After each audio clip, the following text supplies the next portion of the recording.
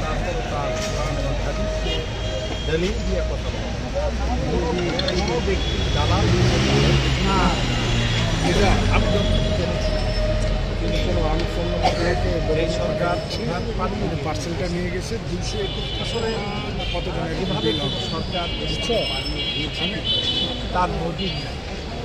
আমরা তো একটু তাড়াহুড়োর ভিতরে আছি, টাকাটা দিয়ে দিতে পারি না, একটু কষ্ট করে দিয়ে দিই। সে গোলাম সেই জন্য মতো পাঠিয়ে দিচ্ছে এই সংগঠনে পাঠিয়ে দিচ্ছে আমাদের দেশে শুধু তাকে জনপ্রিয় কাছে এবং তিনি থাকতে পারেন। তিনি পালিয়ে গিয়েছেন এবং সেই সরকারে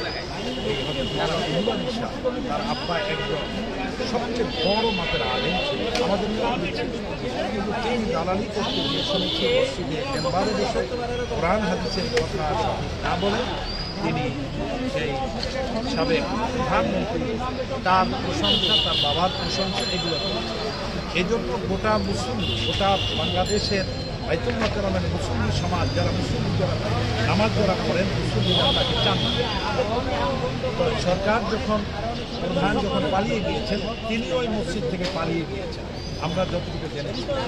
আজকে তিনি আসছেন কিছু তার বাহিনী এবং এটাকে গুন্ডা বাহিনী হিসাবে বলতে হবে, কারণ বাইতুল মোকাররম মসজিদ আল্লাহর ঘরে কোনো ইমাম খতিব কখনো কোনো এইভাবে মুসল্লিদের উপরে আঘাত করতে পারে না।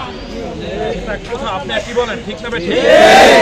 এবং আমি বলতে চাই একজন আলেম হিসেবে, খতিব হিসেবে বলতে চাই, বর্তমান সরকারের কাছে আমি আবেদন করছি অনতিবিলম্বে এই মাওলানা রুহুল আমিন সাহেবকে গ্রেপ্তার করে এবং তার সাথে যে সমস্ত সন্ত্রাসীরা এসে মুসল্লিদের উপরে, সাধারণ মুসল্লিদের উপরে হামলা করেছে, মুসল্লিদের চেহারার মধ্যে তারা আঘাত করেছে। আমি শুনতে পেয়েছি মসজিদে বসে একজন বলছেন অস্ত্র নিয়ে আছে তার সেই লোকেরা, দলের লোকেরা, গুন্ডা বাহিনীরা।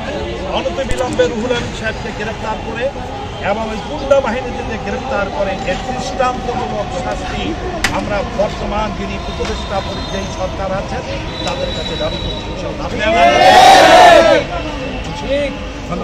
ধন্যবাদ।